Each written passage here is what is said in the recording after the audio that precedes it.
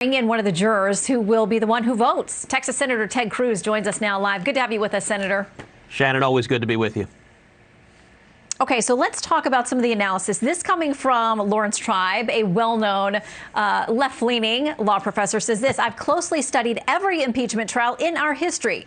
No impeachment has ever been as ably prosecuted in the Senate. In no prior impeachment has a conviction been as overwhelmingly justified. Now the Senate is on trial to acquit itself. It must convict Donald J. Trump. He doesn't have a vote. You do. What do you make of it so far? Well, listen, Larry Tribe is a very smart lawyer. He was my constitutional law professor some years ago.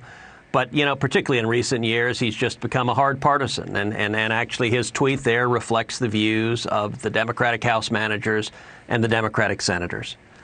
The end result of this trial is obvious to every single person in the room. President Trump is going to be acquitted. In order for President Trump to be convicted, it takes 67 votes. There is no chance whatsoever there will be 67 votes to convict him.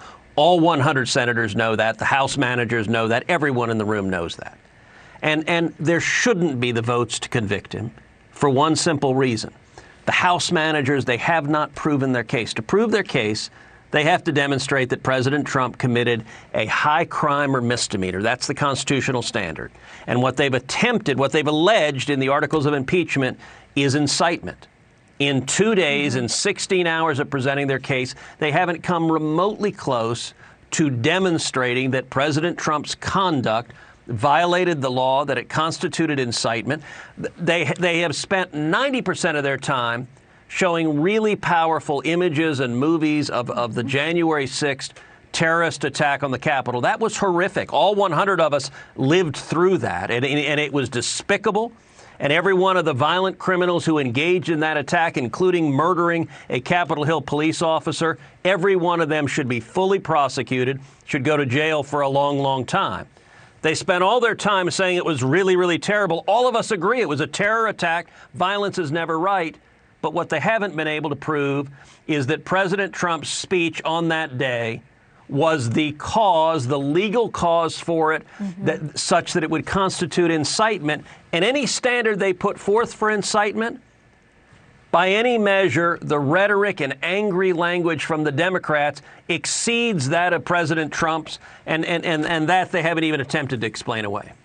Yeah, and we may expect that we could see that from the president's defense team. I know that you reportedly talked with his defense team tonight, you and a couple of other senators who are Republicans and happen to be attorneys as well. Can you tell us anything about that conversation or how they're feeling going into tomorrow?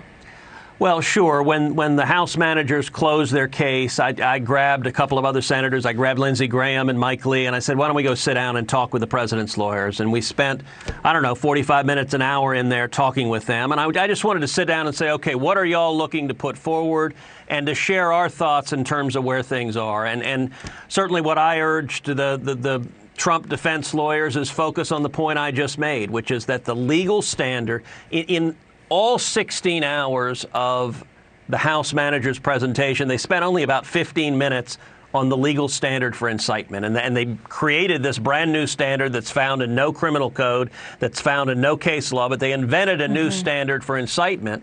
And a point that I hope that President Trump's lawyers make tomorrow is, if you look at the comments of Bernie Sanders, of Nancy Pelosi, of Chuck Schumer, of Maxine Waters, if you look at Kamala Harris, there is no coherent basis under the standard they put forward for concluding President Trump's comments were incitement and Kamala Harris's wasn't. While we were having Black Lives Matter and Antifa riots all over the country, while cities were burning, while police cars were being firebombed, while police officers were being murdered all across the country, Vice President Harris went on national television on Stephen Colbert and said these riots will continue and they should continue. She urged the violence to continue. And I'll tell you, Shannon, she did even more than that. Okay. She raised money to bail out the violent criminals who had been arrested for committing crimes of violence.